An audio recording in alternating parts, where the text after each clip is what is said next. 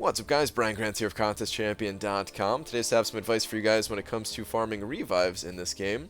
And a lot of players think that you can only hold a certain number of revives and after that you have to spend units. So things like Labyrinth of Legends, which are very lengthy, will end up costing you lots and lots of units. And while that may be true, that you may still have to buy some revives with units, if you follow the methods that I have in place here, then you can definitely save a considerable amount of units in the long run.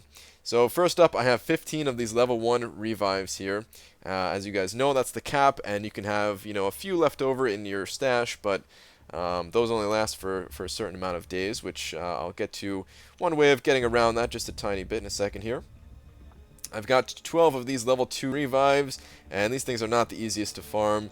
Really, I'm going to be focusing on farming just the level 1 revives. Every once in a while, you can get the level 2s from promotions that Kabam sends out or something like that, or if they have server issues, sometimes they'll send them out. So over long durations of time, you can build those up, but they're a bit hard to come by. The level 1 team revives is kind of the same thing here. I haven't found out an effective method for farming these. I could have sworn I've seen them in quests before, but after going through a bunch of different quests, I was unable to successfully find those. And then also the level 2 team revives, these you actually can get, as these are given out to us in the calendar. If we take a look at the actual calendar itself, then you can see we have some level 2 team revives that are given out, and I believe these are actually given out every month, as I do have some that are actually expiring in the stash right now. So yeah, those things I believe they're given out on the regular. Now, you may have noticed something else before going to that screen, and that's that I have some rewards that are about to expire here. And this is a method for kind of extending the duration that the revives will go through before actually expiring. So I have a bunch of rewards here that I did not collect. Same thing for potions, but I'm doing it mostly for the revives, as these are the the main thing, the main focus for me here. So I've left a bunch of these in the unclaimed rewards section here. You can see that I have 48 rewards that are unclaimed, so quite a few revives. As you don't want to get into a situation where you can see I have a couple of revives that are about to expire, and at the time of this recording, I'm still a few days out from Labyrinth. Although I don't think I'm going to upload this until after. But yeah, you guys can see here that I definitely could have played this even better had I known what day. If I planned just a little bit better in advance, I could have known to not claim some of these revives, and maybe some of them would have still been around for my run. The ones that are about to expire right now, no, these are pretty much gone. There was no chance. But there are a few more that are going to expire like a couple of days before I actually step into the Labyrinth. So that's one method. Make sure you guys do that. Make sure you're not claiming the rewards. There's even things like this, like the Marvel Insider. I definitely recommend signing up for the Marvel Insider. It's completely free.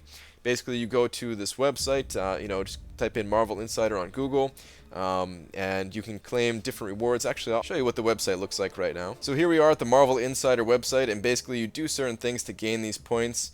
And some of them, you can buy certain things and then redeem some digital codes and stuff like that.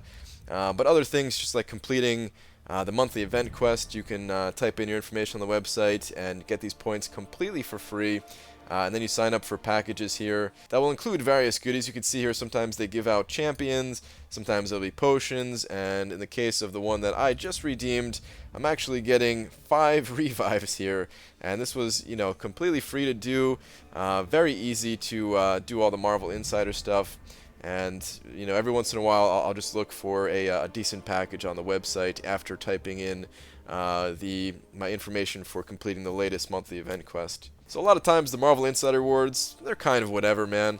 It doesn't really matter. I don't pay attention to the website that much, but heading into Labyrinth, or if you're going to do Labyrinth relatively soon, you might want to check out the website, as they might have some awesome promotional stuff here that, again, is completely free, and you can snag yourself some revives or whatever, maybe some boosts, whatever they're offering on that particular day, right? And these things, it's 5 revives. These go for 40 units a pop. I mean, you get the level 2 revive version, but still, these are 5 less revives that I'm going to have to buy in the long run. So I basically just saved myself an extra 200 units there. I will definitely take it. Thank you very much, Marvel Insider. The free 4-hour crystals is another source of the revives, and you can actually get level 1 and level 2 revives here. All you have to do is when you hit the claim button and it takes you to this screen, don't actually open them. You can see here I have 765, and I'm going to keep that number growing. All you have to do is just, either hit the back button or just go somewhere else on the menu, wherever you want to go. You don't actually have to open up that crystal. Wait until you are ready to go on whatever challenge that you're facing before you have to pop open those crystals. All of the 22-hour events have revives on the 3rd milestone reward, and for the most part it's pretty easy to hit that reward. In some cases you can't. You don't always have characters to level up during the level up event. Sometimes you don't have the energy to score high enough in the event quest one, but for the hero use and the arena one, it's not that bad to get the the 3rd tier of ranked rewards, or I'm sorry, milestone rewards here, and grab yourself a revive. If you go the next one up, you'll get some units that you could also spend on revives as well, but of course, it's preferable to save those units for other things. And the last thing that I've been doing here is also just going through some random story quests and event quests just to find some potions and revives lying around. Mostly looking for the revives, but if there's a potion on the path as well, then that's excellent. That's good stuff. So yeah, I'm gonna go ahead and snag this one. When it comes to finding these revives and stuff, I recommend looking in Act 3 of the story quest first, as Act 3 only costs 2 energy per tile.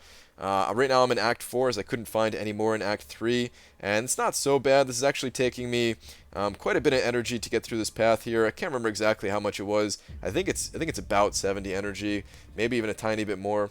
What I'd recommend doing is don't use an energy refill when you're farming these revives. It's not worth it. I mean, you might as well just spend the units on an actual revive at that point.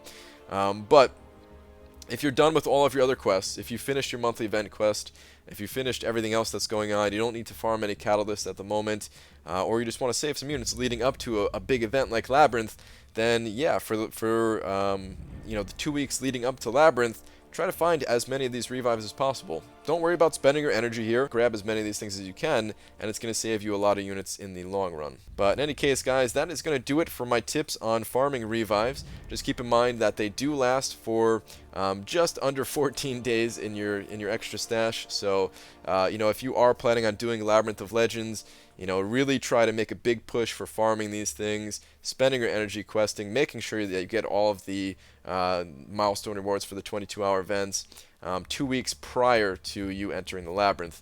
I feel like a lot of these tips are kind of obvious, but a lot of players, they just don't take advantage of them. It feels like Kabam has put these rewards in the game for a reason, and if you're willing to take advantage of the stuff that they've provided, then you don't actually have to spend that many units in Labyrinth of Legends itself.